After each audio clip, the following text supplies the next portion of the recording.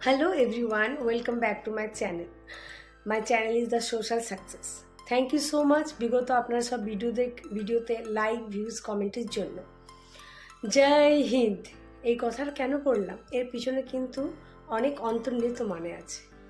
একজন as a human being দুটো ক্ষেত্রে কিন্তু আমি কোনোদিন কম্প্রোমাইজ করবো না। সেটা হচ্ছে আমার ফ্যামিলি আর দ্বিতীয়ত হচ্ছে আমার দেশ। সালটা ছিল 1999 সাল, যখন ভারতের সঙ্গে পাকিস্তানে কারগিলের যুদ্ধ লাগে, যেখানে অনেক সেনা জওয়ান আত্মত্যাগ করেছিলেন দেশের জন্য এবং অনেক পরিবার তার সন্তানদের হারিয়েছিল। কিন্তু এর মাঝখানে একটা কারেজিয়াস হাস্যকর ঘটনা ঘটেছিল, যেটা আমাদের অনেকের অজানা।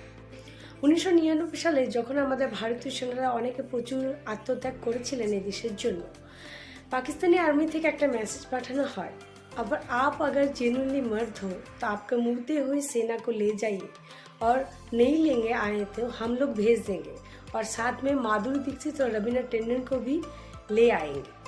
এই বিজ্ঞপ্তির পর পরিণতি আমরা সবাই জানি যে যুদ্ধে ভারত জয়লাভ করেছিল। কিন্তু আমাদের এই বিজ্ঞপ্তির পর ইন্ডিয়ান এয়ারফোর্স প্রচুর মিসাইল নিক্ষেপ করেছিল। কিন্তু ইন্টারেস্টিং ব্যাপার হলো যে ফার্স্ট মিসাইলটা নিক্ষেপ করেছিল সেখানে কিন্তু লেখা ছিল ফ্রম রবিনা ট্যান্ডন টু নওয়াজ শরীফ। এই থেকে বোঝা যায় যে আমাদের ইন্ডিয়ান ডিফেন্স সিস্টেম কতটা কারেজিয়াস এবং কতটা joyful. Thank you so much. যদি এরকমই হাস্যকর অ্যামেজিং ফ্যাক্ট জানার থাকে, কাইন্ডলি সাবস্ক্রাইব মাই চ্যানেল এবং লাইক কমেন্ট কিন্তু করতে ভুলবেন না। Thank you so much.